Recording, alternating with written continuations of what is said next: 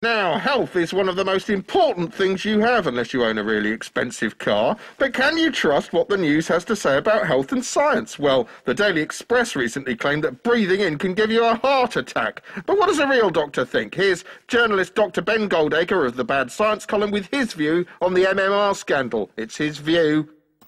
How journalists decide on what makes a good science story has got very little to do with what's true or what's actually got any evidence behind it. I think the media's greatest ever science hoax has been the MMR story, something which they almost invented entirely for themselves. The vaccine for measles, mumps and rubella, which is given to most children over the age of 1, has been linked with autism. What was interesting about Andrew Wakefield's paper in 1998 is it was a case series report. It's a perfectly valid kind of thing to do, but it's just a collection of 12 anecdotes written up in a single paper. That can't tell you anything about a link between MMR and autism, simply because MMR and autism are both very common. So to find a few kids who've had both MMR and then gone on to develop autism isn't very special. I mean, that's extraordinary behaviour on the part of the media to selectively only cover dubious, worrying evidence whilst totally ignoring all of the reassuring stuff that was fully published. Even when they're trying to produce sensible news coverage, they still insist on doing everything in the most frightening way they can. In 15 minutes, 200 of you emailed us about the vaccine. It's only a straw poll, but 182 of you expressed concern or confusion.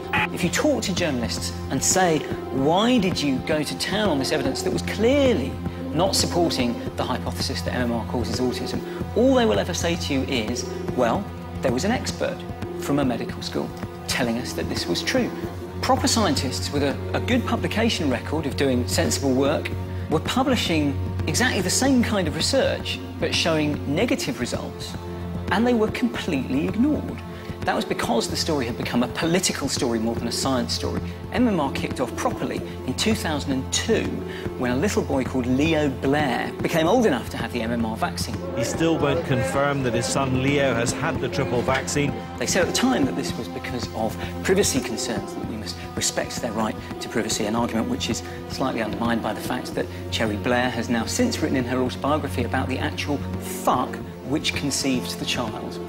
Once the story became about Leo Blair, it was suddenly the domain of generalist journalists, the glamorous, more famous columnists, the people who normally would be telling us about a very funny thing the au pair said on the way to a dinner party, were suddenly giving the nation incredibly complex health advice on matters of immunology and epidemiology.